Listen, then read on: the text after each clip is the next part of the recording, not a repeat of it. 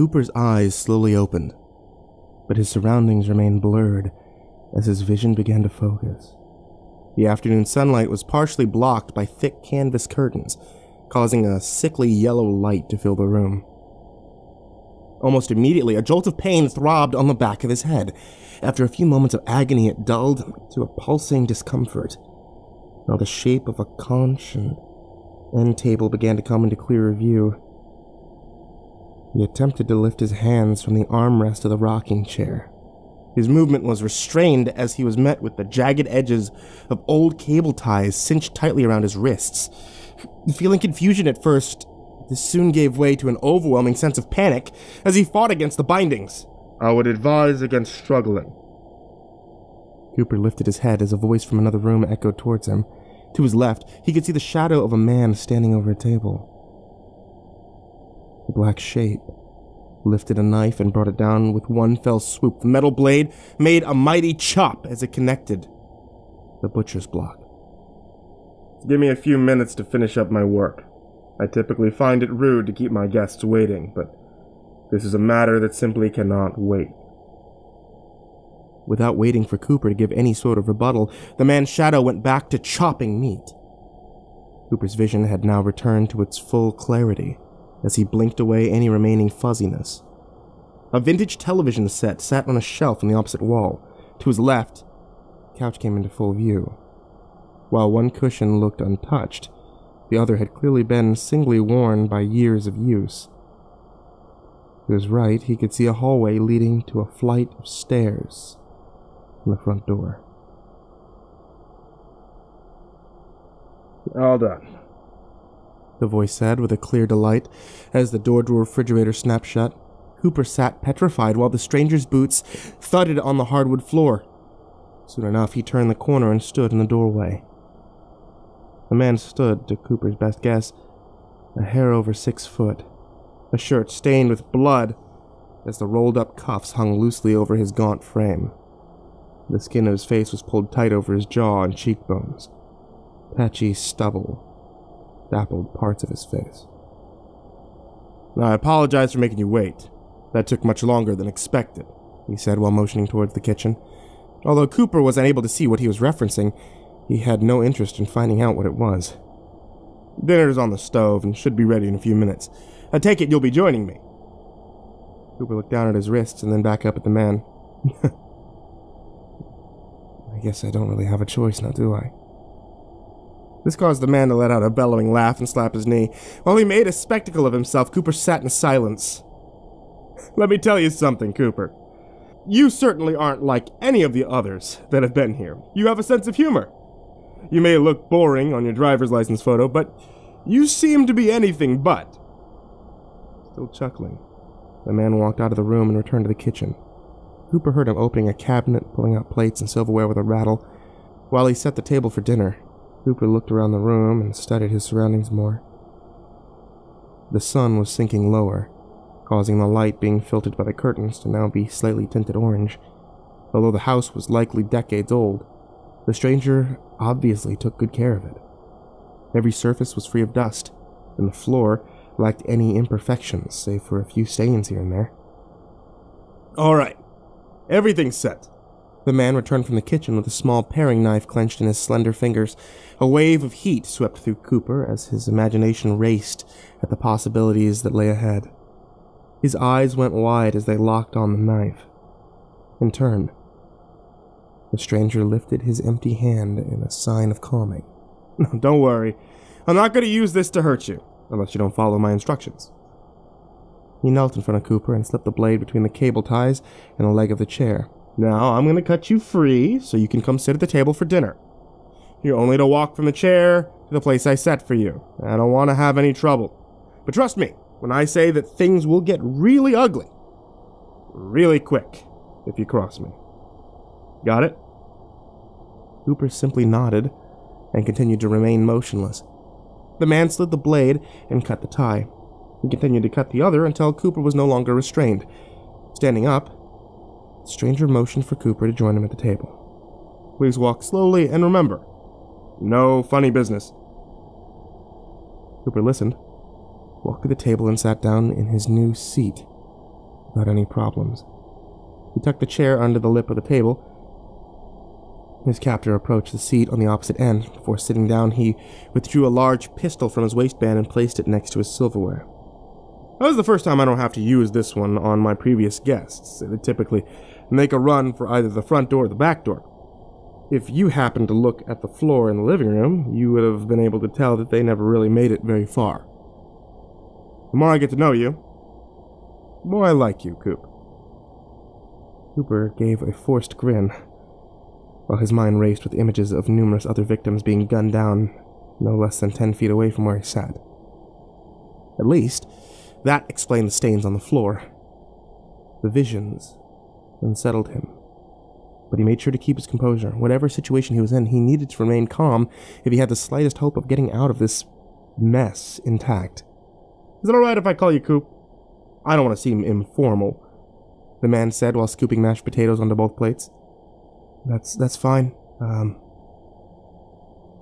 What do you want me to call you? Cooper asked while attempting to keep his composure. The task was growing more and more difficult as time went on. Oh, how rude of me. I forgot to introduce myself. You can call me Gunner. Cooper gave him a confused look as Gunner slid a plate loaded with food in front of him. It was my father's idea to name me that. See, I never questioned my old man. Gunner slapped a cut of meat on his plate and placed the lid back over the pan. Taking his seat once more, he neatly folded a crease in his napkin before placing it on his lap. Cooper glanced around the kitchen and observed the small room. The dishes Gunner had used to cook dinner were already washed and drying on a rack next to the sink. All dishes and food items were hidden away in cabinets, leaving the kitchen spotless. He had yet to see anything out of place in the house, leaving him to ponder on the obsessive nature of this man. Coop, I'm going to give you a deal, okay? I didn't shackle you to that chair because you didn't attempt to run from the living room. Now, if you continue to behave yourself, I'll consider letting you off easier than I intended. Cooper stopped cutting his food and looked up from his plate. Gunner continued to scoop some mashed potatoes onto his fork and into his mouth, acting as if what he said was not warrant of any questions. May I ask, what do you mean by letting me off easier? That'll come in time. Now, let's get to know each other. So, tell me, Cooper, what's your story? Before Cooper spoke, his mind raced with the possibilities of Gunner's statement. Deciding it was best to play along with the twisted game, he knew acting casually was his best defense. Well, I actually live one state over in Louisiana. I was in Houston for business. It was a meeting, and I was driving home when Cooper trailed off as his mind went blank. He attempted to remember how he got in this man's house, but every image that came into his mind was fuzzy at best. When I found you, Gunner let out. Cooper's head shot up as his gaze locked with Gunner. In the orange glow of the Texas sunset, Gunner sat still in his chair. The room was now washed in the light, causing Gunner's shadow to loom over them on the wall behind him. He rested his elbows on the table and drummed his finger on the edge of his glass. Is it starting to come back to you, Coop? Yeah.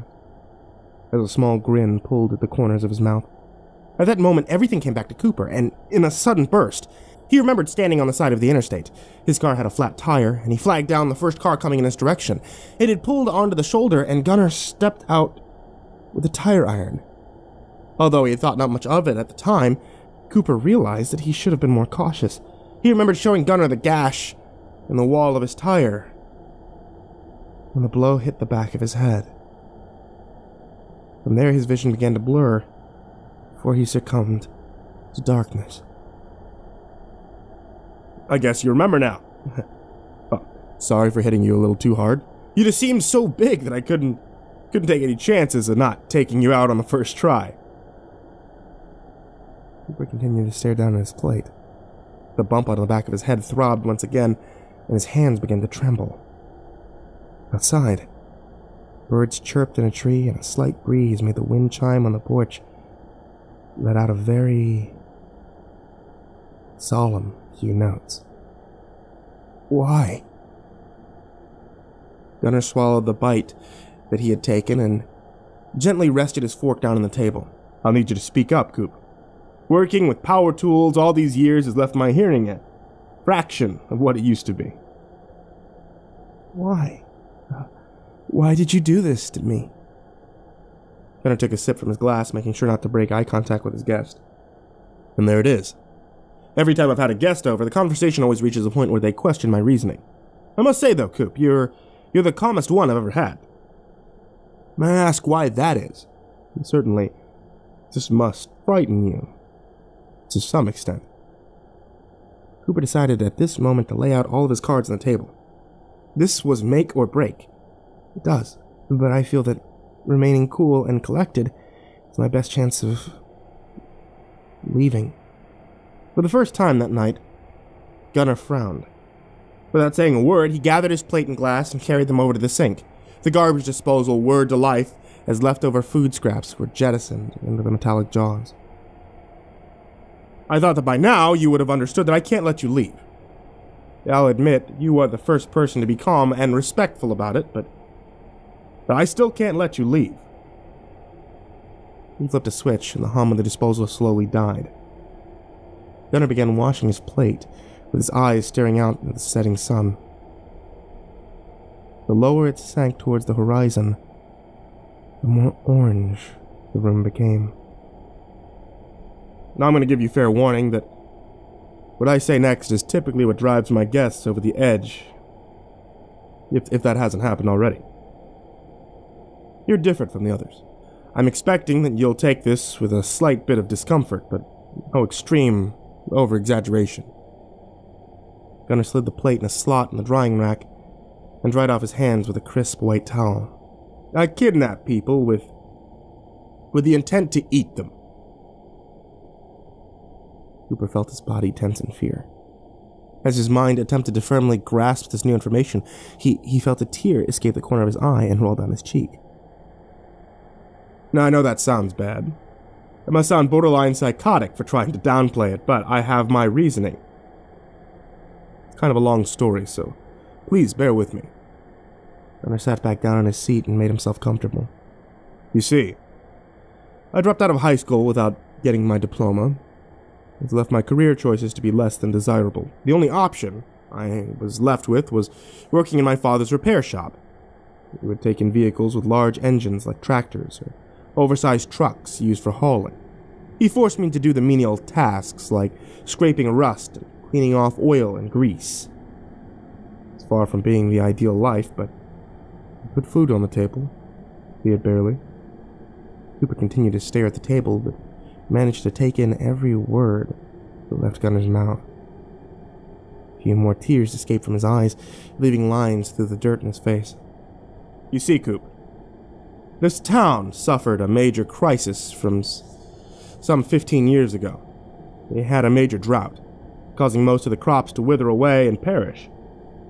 The little water we had, that was spent keeping livestock barely clinging to life. The ones that lived long enough to be taken to slaughter were too malnourished to yield any meat worth eating. After all, the meat was deemed uneatable. The town met in the city hall to discuss how to move forward. We argued for hours. But every solution was shot down almost immediately. Just when we thought there was no middle ground in sight, my father came up with an idea. We should eat a few residents. Cooper slowly looked up from the table and locked eyes with his captor. He explained that we should only eat what was necessary of the town's survival. The weakest would sacrifice themselves for the betterment of the townspeople. At first, no one said a word. As I looked around the room, a few people stared at my father with blank expressions.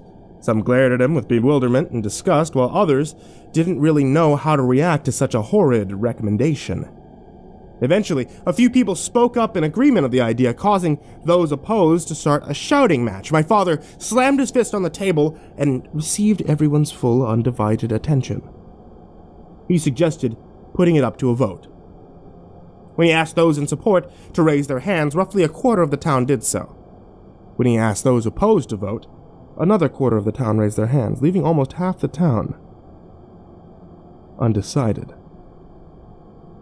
Suddenly, gunshots rang out through the room. Everyone who had voted in opposition slumped forward in their seats. Some people screamed, some people cried, some sat in in complete calm. My father had arranged the ordeal before the meeting. His closest friends had all agreed that cannibalism was the only option that they had left, and felt it necessary to take out anyone who would try and block their path. As the bodies were pulled from the room, my father informed everyone who had not voted he was going to be in control of handing out everyone's rations. You'd either take meat for your family, or you'd be gunned down on the spot. Anyone trying to contact state authorities or leave would be met with a grim demise. Cooper sat in silence as he absorbed the information. Wherever this place was, he was now caught up in a mess of a situation. The bodies of those at the meeting were dried and preserved for future consumption. When that supply finally ran out, my father and a few of his buddies resorted to abducting stranded motorists. He knew better than to pick them all up near the town, so he would drive out in his work truck and pick up fresh meat all over the eastern part of the state. This new practice of picking up innocent victims went on for a couple of months, but eventually, the drought ended. The town slowly began to mend its wounds. However, some of the residents had a craving. My father didn't see the need in continuing this operation if it was no longer necessary for their survival. He made a deal with those who still wanted the meat, that he would supply them with it on special occasions, Christmas, 4th of July, someone's birthday. Lifting the pistol from the table and pointing it square at the center of Cooper's chest, Gunnar chuckled to himself. Now, if it's of any consolation to you, you're a gift for a girl who's celebrating her 16th birthday tomorrow.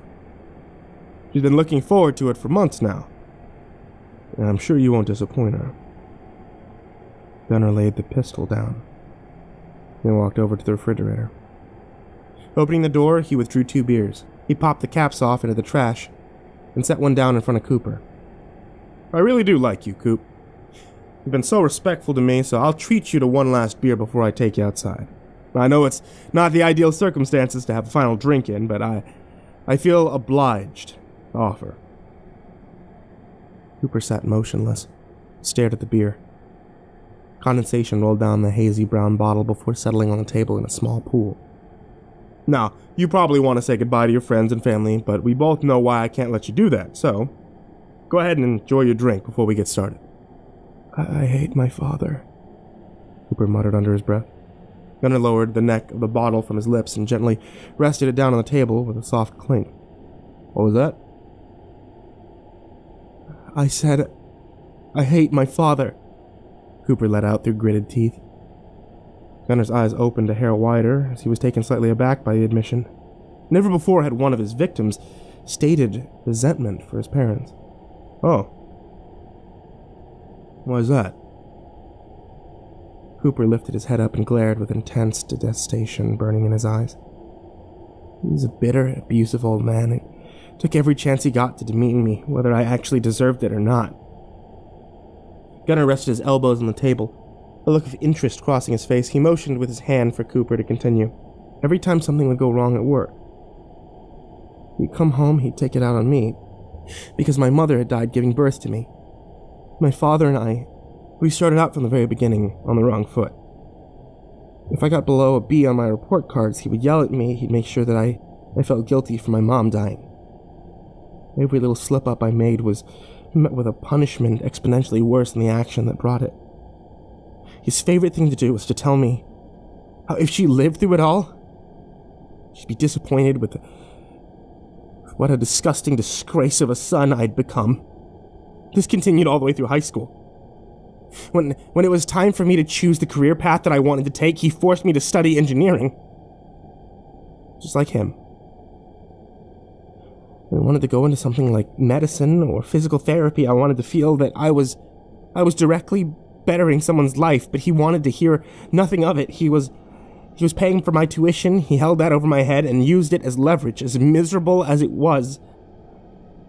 I got my degree, and I found a job. We both work at the same firm, but I feel to this day that he wanted me to be an engineer so that he could continue to abuse me at work. Make good pay. But I'm not exactly happy. Gunnar remained silent and attentive. So to answer your question in a lengthy way, no. I don't want to say goodbye to my father. He's a monster. I wish him the cruelest fate imaginable. I'm no saint, but compared to him, I'm close enough. I just wish that horrible man gets what he deserves in the end. Gunnar sat in silence for a few moments. After letting his mind process its thoughts, he finished off the last of his beer, walked over the trash can, and discarded it. Staring out the window, he watched as the last orange slivers of sun vanished over the horizon. What if we make sure he does? Cooper turned around and gave Gunnar a puzzled look. What are you suggesting? I'm gonna make a deal with you, Coop. I like you. I really do. You can get your dad to come here. I'll let him take your place. Of course, you still can't go home, but you can live here with me. And it may not be the most ideal situation for you, but hopefully you'll find it better than being served up at a party tomorrow. I'll give you a few minutes to think it over. So go ahead, I'll do it. Gunnar turned around with a slight look of bewilderment at how quickly Cooper had made up his mind. Are you sure?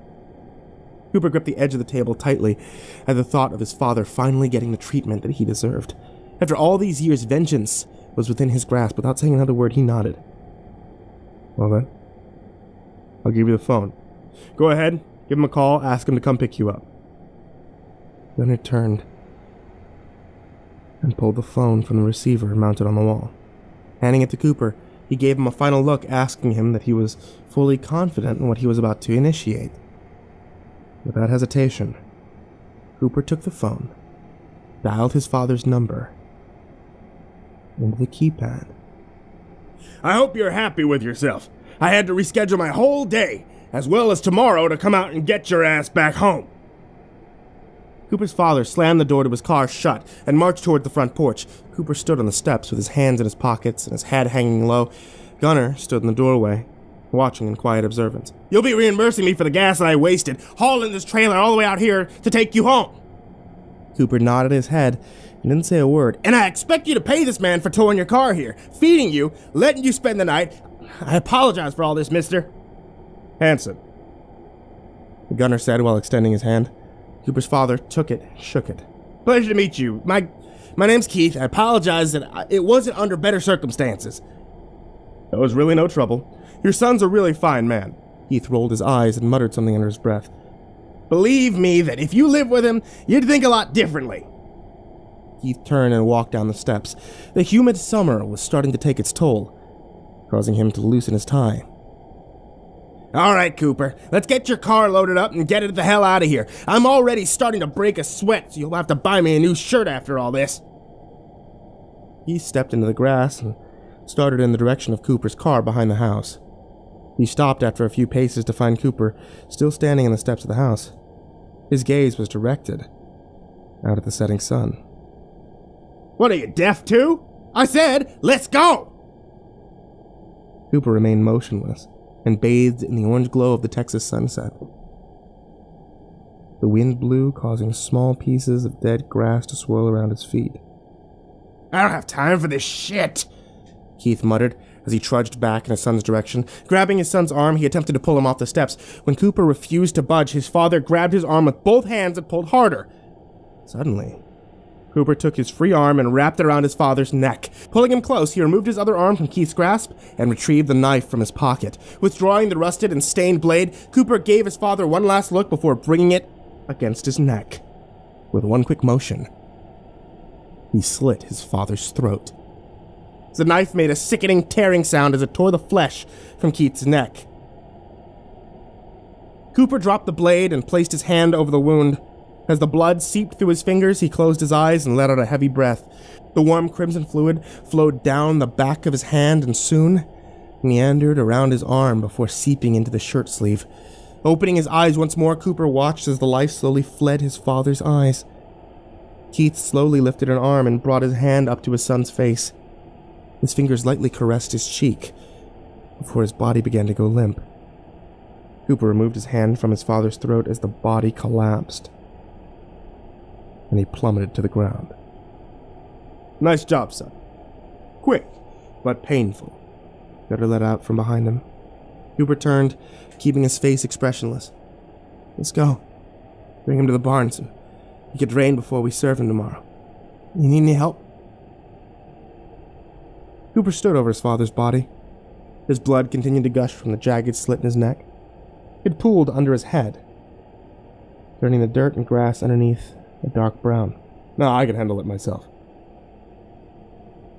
Without saying another word, Gunnar walked ahead to open the barn doors.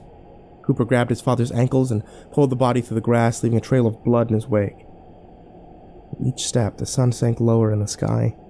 The wind blew, and the crops swayed in the heat. Nearing the barn, Cooper dropped Keith's ankles, causing his legs to slam into the ground and kick up a small cloud of dust. He retrieved the length of chain lying next to the door and brought it over to his father. Wrapping the chain around his ankles, he fastened the loop over the hook at the end and pulled the bundle taut. Behind him, Gunnar pulled the doors open as they groaned on their hinges. The smell of oil and old wood flooded out, filling Cooper's nose with something else besides the smell of blood and grass. The light hanging over the entrance to the barn flickered to life with a loud crackle. It hummed and began to draw in bugs. Gunnar propped the doors open with 2 chunks of concrete and leaned against the frame, motioning for Cooper to follow him inside. He vanished into the darkness. Cooper looked out over the horizon as the sun finally vanished, leaving him surrounded by darkness, save for the light of the barn. Cicadas buzzed around him as they welcomed the slightly cooler weather of the night. Lifting his blood-stained hand up to his nose and inhaling deeply, Cooper smiled and pulled his father into the barn.